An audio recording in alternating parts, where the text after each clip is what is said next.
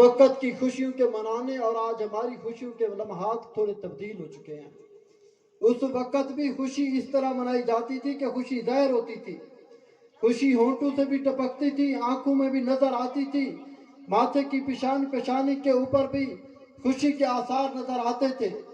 لیکن ہم خوشی کے نام کے اوپر اس قدر ایسی رسومات کے اندر پھنس چکے ہیں، گرویدہ بن چکے ہیں، جن رسومات کی وجہ سے میرے دوستو ہم عند اللہ کی نگاہوں سے بھی گرتے ہیں اور معاشرے کے اندر ایک فساد بھی قائم کرتے ہیں۔ ہم تو وہ لوگ تھے جن لوگوں نے راہ سنت کو تلاش کرنا تھا، جو نبی کی محبت کے سچے دعوے دار تھے، جو نبی کی الفت و محبت کے اندر اپنی صبح اور شامیں گزارنا چاہتے تھے۔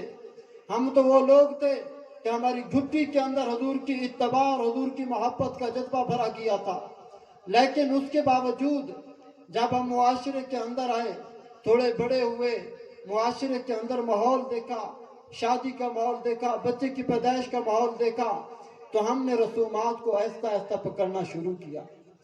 جن رسومات کو ہم کر رہے ہیں، ہماری آنے والی نسلیں ان رسومات کو سنت سمجھ کے کر رہی ہوتی ہیں، جس کی وجہ سے وہ بدعت بن جاتی ہے۔ اور ہمارے لیے یہ ہے کہ ہم بخوبی جانتے ہیں کہ جو انسان اگر گناہ گاری کی زندگی جی رہا ہے، اگر نافرمانی کی زندگی جی رہا ہے، تو گناہ گار اس بات کے اوپر پشیمان اور توبہ تو کرتا رہتا ہے کہ میں نے کیا کیا، گناہ گاری کی زندگی جی رہا ہوں، کسی نہ کسی وقت رب کے دروازے کے اوپر آ کے وہ توبہ کرتا ہے۔ لیکن بدعتی آدمی وہ ہے کہ جسے توبہ کی توفیق بھی نصیب نہیں ہوتی۔ بدعتی کو توبہ کی توفیق بھی نصیب نہیں ہوتی۔ کیوں نہیں ہوتی؟ کیونکہ اس بدعت کو گناہ سمجھ کے نہیں کر رہا ہوتا، وہ اس بدعت کو نیکی سمجھ کے کر رہا ہوتا ہے۔ تو ایسی میرے دوستو، ہم اپنے گھروں کے اندر بچوں کی ولادت کے موقع پر، اپنے بچوں کے نکاح کے موقع پر، ان کی خوشی کے ہر لمحے کے موقع کے اوپر حضور کی سنت کو تلاش کریں، حضور کی سنت کو علماء سے پوچھیں، صلحاء سے پوچھیں۔ آج امت کے اندر ساری بے شعوری اسی وجہ سے بیدار ہو رہی ہے کہ ہم لوگوں نے علماء صلحاء سے اپنا تعلق، اپنا رابط، اپنے معاملات کمزور کر دیے ہیں۔ جماعت والے آئیں، آ کر ہمارے گھروں کے اوپر، دروازوں کے اوپر دستک دے کے ہمیں بلائیں کہ آؤ بھائی ہمارے ساتھ بیٹھیں، ہم تمہیں آؤ اللہ اور اللہ کے رسول کی باتیں سنائیں۔ ہمارے پاس وقت نہ ہو، ہم ان کے پاس چل کے نہ آئیں، علماء کرام آئیں، جلسے کا انعقاد کیا جائے، ہم اس مجلس کو ضروری نہ سمجھتے ہوئے ہم اس مجلس سے بھی دور رہیں، ہم اپنی مسجد کے امام کے پاس بھی نہ آئیں۔ جمعۃ المبارک آئے، جمعۃ المبارک کا بیان خطاب اگر 1 بجے شروع ہونا ہے، ہم 1:30 بجے آئیں، تو بتلائیں ہم دین سیکھ کہاں سے رہے ہیں؟ نہ تو بیان سنتے جمعہ کا، نہ علماء کا بیان سنتے ہیں، نہ جلسوں کے اندر شرکت کو یقینی سمجھتے ہیں، نہ مدرسے میں داخلہ لیتے ہیں، نہ علماء کے پاس بیٹھتے ہیں۔ ہم ذرا غور کریں میرے دوستوں، ہم کس طرف جا رہا ہے ہمارا معاشرہ۔ اگر اسی طرح ہم اپنے کمزوریوں کے اندر آگے بڑھتے چلے گئے تو ہمارے آنے والی نسلیں قریب ہے کہ دین سے دور ہو جائیں۔ اس کی زندہ مثال سلمان رشدی بدبخت کو دیکھ لیجئے۔ سلمان رشدی، تسلیمہ نسرین، یہ امت کے اوپر ایک ایسے بدبخت انسان اس قوم کے اوپر گزرے ہیں جنہوں نے حضور اکرم صلی اللہ علیہ وسلم کی اعلانیہ گستاخی کی ہے۔ آج بھی حیات ہے سلمان رشدی، غیر ممالک کے اندر، یورپین ممالک کے اندر بیٹھا ہوا ہے۔ اس نے رسول اللہ صلی اللہ علیہ وسلم کے اوپر نعوذ باللہ ایک کتاب لکھی، جس کے اندر ہر سطر کے اندر اس نے حضور کی گستاخی کی، صرف زمانے کی داد، جھوٹے خداؤں کی داد لینے کے لیے۔ وہ اگر آپ اس کے خاندان، اس کا بیک ورڈ دیکھ لیں تو وہ پیچھے ایک اچھے خاندان کا آدمی تھا۔ اس کے باپ دادا کو دیکھ لیں، تسلیمہ نسرین کے باپ دادا کو دیکھ لیں تو پیچھے علماء کرام کا خاندان تھا، لیکن جب تربیت سے نکلے تو دنیا کے اندر وہ ایک فتنہ بن کے ابھرے۔ تو یہ میرے اور آپ کے لیے بڑی خوش بختی اور سعادت کی علامت ہے کہ ہماری بستیوں کے اندر، ہمارے شہروں کے اندر اس طرح کے پروگرام منعقد ہوتے رہیں، تاکہ ہم اپنے آنے والی نسلوں کے اندر، بچوں کے اندر کیا کرتے رہیں، اپنے نظریے کو، اپنے عقائد کو بھرتے رہیں، تاکہ یہ ہمارے بچے بھلے ڈاکٹر بنے، بھلے انجینئر بنے، حافظ قرآن بنے، عالم دین بنے، پاکستان کے اندر خدمت کریں، یا غیر ممالک کے اندر چلے جائیں اپنے روزگار کی خاطر، وہاں جا کر خدمات سر انجام دیں، دنیا کے کسی ماحول میں جائیں، لیکن انہیں وہ ماحول متاثر نہ کرے، یہ پکے اور سچے مسلمان بن کے جئیں، یہ عزت کے ساتھ جئیں، یہ وقار کے ساتھ جئیں، یہ طاقت اور بلندی کے ساتھ جئیں، یہ فخر کے ساتھ زندگی گزارے کہ اس طرح مسلمان جیا کرتا ہے۔ مسلمان کی عادت غلامی کی عادت نہیں ہوتی، مسلمان کا مزاج لوگوں کے سامنے ایسی بدعات کے اندر اپنے آپ کو محو کر کے ذلت و رسوائی کو اپنے ماتھے کا جھومر نہیں بنانا ہوتا۔ مسلمان تو ایک صداقت کا نام ہے، ایک سچائی کا نام ہے، ایک وفا اور شعار کا نام ہے۔ مسلمان کیسا بننا ہے؟ مسلمان بننا ہے تو میرے دوستوں ہمیں حمزہ رضی اللہ تعالیٰ عنہ جیسا بننا ہے۔ ہمیں مسلمان بننا ہے تو سعد رضی اللہ تعالیٰ عنہ جیسا بننا ہے۔ ہمیں مسلمان بننا تو حضرت خبیب جیسا مسلمان بننا ہے۔ حضرت خبیب کیسے مسلمان تھے؟ آپ رضی اللہ تعالیٰ عنہ دشمن کے علاقے میں گرفتار ہو گئے۔ آپ رضی اللہ تعالیٰ عنہ جب گرفتار ہو گئے، آپ کو اذیت دی گئی، ظلم و ستم کیا گیا۔ ظلم و ستم کرنے کے بعد آپ سے پوچھا گیا کہ ابھی آپ کی کوئی آخری خواہش ہے؟ آپ کو پھانسی دینے کا وقت آ چکا ہے، ہمارا یہ فیصلہ ہو چکا ہے کہ اگر آپ نے اسلام کو نہ چھوڑا، محمد رسول اللہ کو نہ چھوڑا، حضور کی اتباع کو نہ چھوڑا، تو آپ کو پھانسی کے پھندے کے اوپر جھولنا پڑے گا۔ حضرت خبیب رضی اللہ تعالیٰ عنہ اس بات کے اوپر راضی ہو گئے کہ نہ تو اسلام چھوڑ سکتا ہوں، نہ حضور کا دامن چھوڑ سکتا ہوں، کیونکہ جو دامن مصطفیٰ پکڑا، یہ دامن جنت کا دامن پکڑ چکا ہوں۔ اب اس دامن کو چھوڑنا گویا جنت سے منہ موڑنا ہے، اس دامن کو چھوڑنا جو گویا گمراہی کی طرف جانا ہے، اس دامن کو چھوڑنا میرے دوستوں گویا جہنم کے اندر اپنے آپ کو داخل کرنا ہے۔ تو حضرت خبیب رضی اللہ تعالیٰ عنہ نے انہیں اجازت دی کہ آپ اپنا کام کر لیجئے۔ ایک وقت مقرر ہوا، ساری مجلس ہوئی، لوگ جمع ہوئے کہ آج ایک مسلمان کو سر عام پھانسی دی جائے گی، نشان عبرت بنایا جائے گا۔ آج مسلمانوں کے اوپر ایک دھاک بٹھائی جائے گی کفر کی کہ اے مسلمانوں، اس طرح تمہیں عبرت کا نشان بنایا جائے گا اگر تم نے اسلام اور محمد رسول اللہ کی بات کی۔ تو اس موقف کے اوپر حضرت خبیب کو لایا گیا۔ جب لایا گیا تو حضرت خبیب کی آنکھوں میں آنسو دیکھے گئے۔ پوچھا کوئی بات ہے؟ لگتا ہے ڈر گیا ہے، زندگی کا پیار آ چکا ہے، مرنا نہیں چاہتا۔ حضرت خبیب سے کہا کیا چاہتے ہو، زندگی چاہتے ہو یا محمد کا دامن چاہتے ہو؟ حضرت خبیب کہنے لگے خدا کی قسم، یہ میرے آنسو اس لیے نہیں گرے کہ میں موت سے غائب ہو چکا ہوں، یہ آنسو تو اس لیے گر رہے ہیں کہ آج دل چاہتا ہے، جو لطف آ رہا ہے، جو سرور آ رہا ہے، جو مزہ آ رہا ہے، جو آسمانوں کے غیب کے پردے ہٹ رہے ہیں، جو جنت کے نظارے کرائے جا رہا ہے، آج دل چاہتا ہے اللہ ایسی 100 جانے دے، جب ایک مرتبہ روح نکلے تو واپس میرے جسم میں آئے، پھر مجھے پھانسی دی جائے۔ اس پھانسی کی اذیت سے اس جنت کے نظارے زیادہ عزیز ہیں مجھے۔ اس کے بعد حضرت خبیب رضی اللہ تعالیٰ عنہ کو پھانسی کے اوپر چڑھا دیا گیا۔ پھانسی کے اوپر چڑھانے کے بعد حکم دیا گیا اب ان کی لاش کے اوپر، ان کی ناش کے اوپر تیر چلائے جائیں تاکہ کوئی دوبارہ اسلام کا نام نہ لے۔ لیکن اس کے باوجود بھی اللہ رب العزت نے صحابہ کو وہی عزت، شان اور شوکت نصیب فرمائی تھی۔ اسی طرح اللہ رب العزت نے محبت عطا فرمائی تھی۔ حضرت سعد رضی اللہ تعالیٰ عنہ کا اسلام سے دوستو، حضرت سعد رضی اللہ تعالیٰ عنہ اسلام قبول کرتے ہیں۔ قرآن کے اندر ان کا واقعہ آیا ہے کہ انہوں نے اسلام قبول کر لیا، حضور کا دامن پکڑ لیا، حضور کی گود میں آ کر بیٹھ گیا، یا رسول اللہ آپ کے قدموں کے اندر آ کے بیٹھا ہوں۔ آپ کی محبت اور عشق نے ایسا ستایا ہے کہ آپ کے دیکھے بغیر چین نہیں آتا۔ تو حضرت سعد رضی اللہ تعالیٰ عنہ نے جب یہ فرمایا، اس کے بعد والدہ کو علم ہوا کہ میرا بیٹا سعد نعوذ باللہ بے ایمان ہو چکا ہے، کیونکہ وہ کفر پر تھی، وہ اسلام کو ایک جھوٹا نعوذ باللہ مذہب سمجھتے تھے۔ تو والدہ کو جب پتہ چلا کہ میرا بیٹا اسلام قبول کر چکا ہے، باپ دادا کے دین کو چھوڑ چکا ہے، جیسے آج مجھے اور آپ کو شادی کے اوپر گانا باندھتے ہوئے نا، اگر کسی دولہے کو کہہ دیا جائے یہ ہاتھوں کے اندر گانا، خالی زبان گانا ہوتا نا، تو یہ نہ باندھو، تو کہتا ہے کیا کہیں گے لوگ، مامے کو بلاؤ، باندھنا ہے۔ سارے لوگ باندھتے آئے، باپ باندھواتا تھا، چاچے نے بندھوایا تھا، کزن نے بندھوایا تھا، میں نہیں بندھواؤں گا، ماما ناراض ہوگا، امی ناراض ہوگی، لوگ کیا کہیں گے، دولہا تھا ہاتھ میں کچھ نہیں تھا۔ دوستوں کبھی پوچھا بھی ہے یہ سنت ہے، رسم ہے، رواج ہے، حضور کا طریقہ ہے نہیں ہے؟ کبھی پوچھا ہے؟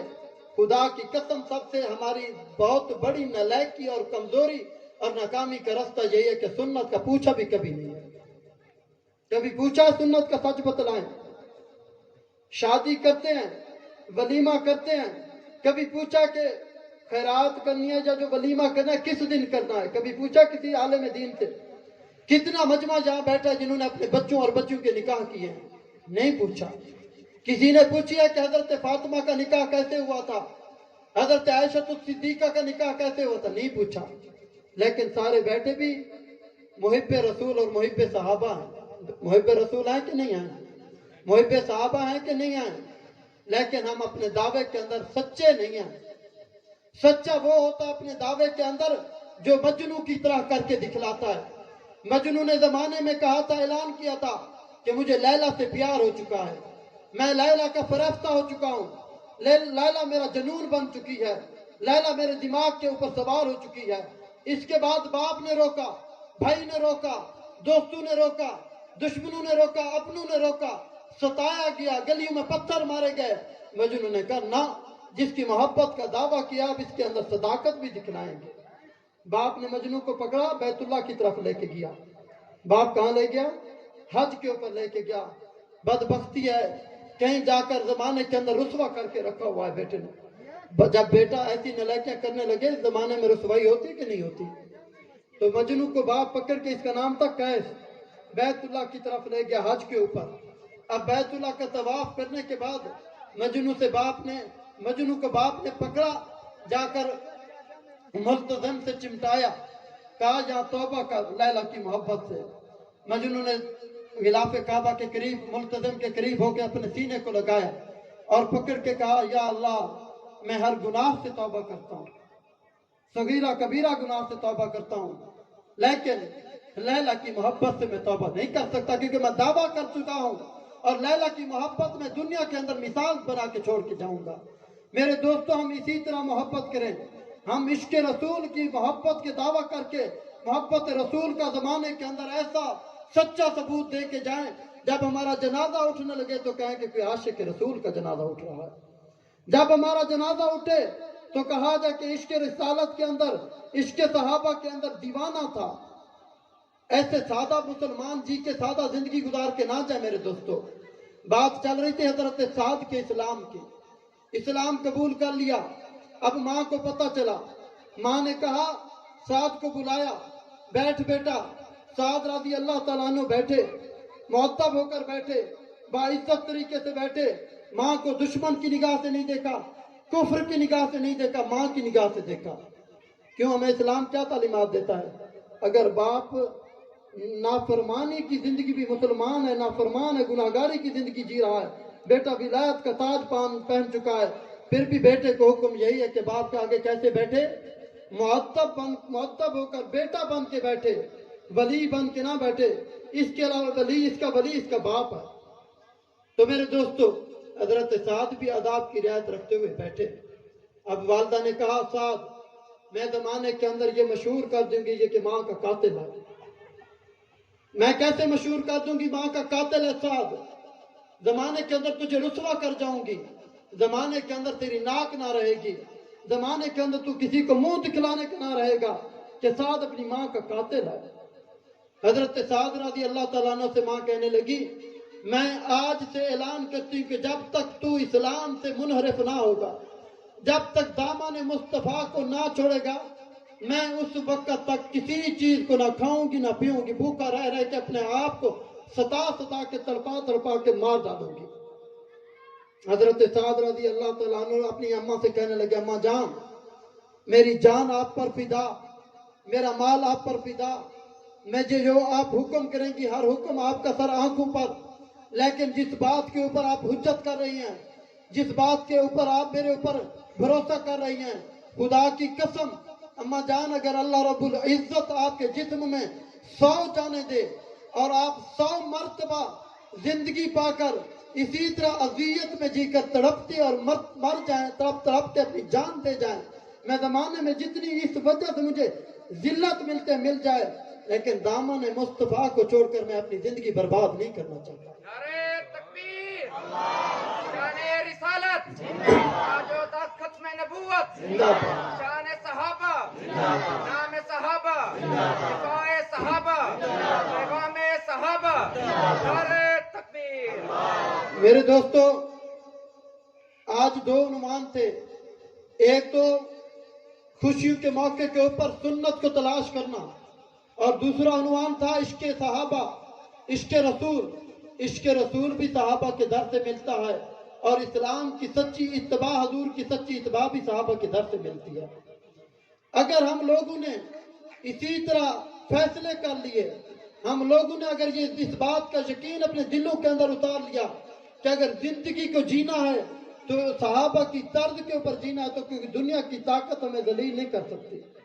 جب تک مسلمان میرے دوستو حضور کی سچی اتباع کے اوپر جی رہا تھا، جب تک مسلمان حضور اکرم صلی اللہ علیہ وسلم کی تعلیمات میں جی رہا تھا، جب تک امت صحابہ کرام رضوان اللہ علیہم اجمعین کے جذبے کو لے کر آگے بڑھ رہی تھی، اس وقت تک مسلمان عزت کی زندگی جی رہے تھے. ہندوستان کے اوپر بھی ہماری حکومت تھی صدیوں تک، اور پوری دنیا کے اوپر بھی ہماری سلطنتیں قائم ہو چکی تھی. یہود و نصارہ اپنی موت مر چکے تھے. سارا عالم کفر مسلمانوں کے آگے گھٹنے ٹیک چکا تھا، مسلمانوں کے آگے اپنے آپ کو پسپا کر چکا تھا کہ مسلمان وہ طاقت بن چکا ہے، مسلمان وہ ہیرا بن چکا ہے، مسلمان وہ پاور بن چکا ہے کہ ان کا مقابلہ کرنے کے لیے ہم اپنے جتنے بھی ہتھیار استعمال کریں، جتنی طاقت استعمال کریں، جتنا ہنر استعمال کریں، جتنا فلسفہ استعمال کریں، پر ان کو ذلت اور رسوائی کی گھاٹیوں میں نہیں اتار سکتے. کیوں نہیں اتار سکتے؟ کیونکہ انہوں نے جس دامن کو پکڑا وہ دامن بڑا عزت والا ہے. انہوں نے جس دامن مصطفیٰ کو پکڑا ہے وہ دامن اللہ کو محبوب ہے، اور جو اس دامن کو پکڑتا ہے اللہ اس کی عزت کو گرنے نہیں دیتا. آپ زمانے میں دیکھ لیجئے، آپ اپنے شہر میں دیکھ لیجئے، آپ اس 64 شہر کے اندر دیکھ لیجئے، جو ہمارے علماء صلحاء اولیاء کرام گزرے ہیں، انہوں نے تھوڑی سی محنت کی، تھوڑی سی. آج ساری زندگی کتنی ہے؟ میری آپ کی اندازہ لگا لیں، بل فرض کر لیں. ویسے موت کا اللہ کو علم ہے. میں اور آپ امید رکھتے ہیں کہ 70 سال جی جائیں گے. کتنے سال؟ 70 سال جی جائیں گے. اس سے زیادہ اگر جی بھی گئے تو وہ زندگی لوگوں کے اوپر بھی بوجھ ہوتا ہے، انسان خود کے اوپر بھی بوجھ ہوتا ہے. انسان اپنی موت کو خود طلب کر رہا ہوتا ہے کہ کاش بس اب اللہ کا فیصلہ آ جائے، اب جیا نہیں جاتا، آزاد ساتھ نہیں دیتے. تو میرے دوستو آپ بتلائیں، ہم لوگوں میں سے کوئی 30 سال کا بیٹھا ہے، کوئی 40 کا بیٹھا ہے، کوئی 50 کا بیٹھا ہے. یہ ساری کی ساری زندگی خود فیصلہ کریں، کھو چکے ہیں نہیں کھو چکے، کیا کمایا ہے کیا کھویا، خود اندازہ لگے. کبھی اپنے اعمال کا محاسبہ بھی کیا کریں میرے دوست. آج یہی ہماری سب سے بڑا فقدان ہے کہ ہم اعمال صالحہ چھوڑ چکے ہیں. عشق رسالت بھی اس لیے مٹتا چلا جا رہا ہے کہ عشق رسالت کے آنے کے جو اسباب ہیں وہ اسباب بھی چھوڑے ہوئے ہیں. عشق رسالت کے آنے کے پہلا سبب یہ ہے کہ حضور کے اوپر سب سے زیادہ کثرت کے ساتھ درود شریف پڑھا جائے. حضور کی محبت کا سب سے پہلا فلسفہ یہ ہے کہ حضور کے اوپر کیا کیا جائے؟ کثرت کے ساتھ درود شریف پڑھا جائے. اب جب ہم درود شریف دن میں 100 مرتبہ ہی نہیں پڑھتے، کیا محبت آئے گی؟ جس کی محبت ہوتی ہے انسان اس کا نام بھی لے تو لذت آتی ہے. ایک اور واقعہ آپ کو سناتا جاؤں مجنو کا. مجنو ایک دن ریت کے اوپر بیٹھا لیلا لکھ رہا تھا، پھر مٹا دیتا تھا، پھر لیلا لکھتا پھر مٹا دیتا، پھر لکھتا پھر مٹا دیتا. کسی دیکھنے والے نے دیکھا تو کہا کیا کر رہا ہے؟ وہی مجنو کا مجنو ہے، لکھتا ہے مٹاتا ہے، لکھتا ہے مٹاتا ہے، وقت ضائع کر رہا ہے. کہنے لگا تجھے کیا خبر، اس کے لکھنے کے اندر اس کے مٹانے کے اندر لطف کتنا ہے، لذت کتنی ہے. تو میرے دوستو یہ محبت ہے. ایسی ہی جب ہم دوزانو ہو کر عشق رسالت کو سامنے رکھ کر، حضور کے احسانوں کو سامنے رکھ کر بتلاؤ آج مجھے اور آپ کو جو عزت ملی بھی ہوئی ہے یہ حضور کے صدقے ہے کہ نہیں ہے؟ اگر حضور نہ آتے، حضور تشریف نہ لاتے، مکہ کی دھرتی کے اوپر اسلام کا بول بالا نہ ہوتا، بیت اللہ بتوں سے آزاد نہ ہوتا، بیت اللہ مشرکین مکہ سے آزاد نہ ہوتا، اسلام کا پرچار زمانے کے اندر صحابہ سے نہ ہوتا، تو آج میں اور آپ بھی کسی بت کے آگے سجدہ کر رہے ہوتے۔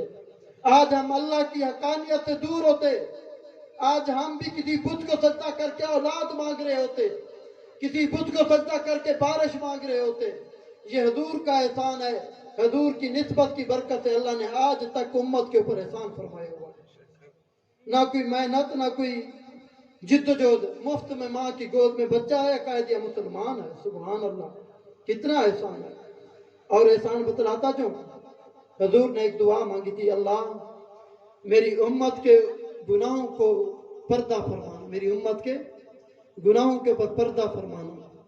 پہلی امت جتنی آئی ہیں ان کی امت کے، پہلے نبیوں کی امت کا گناہ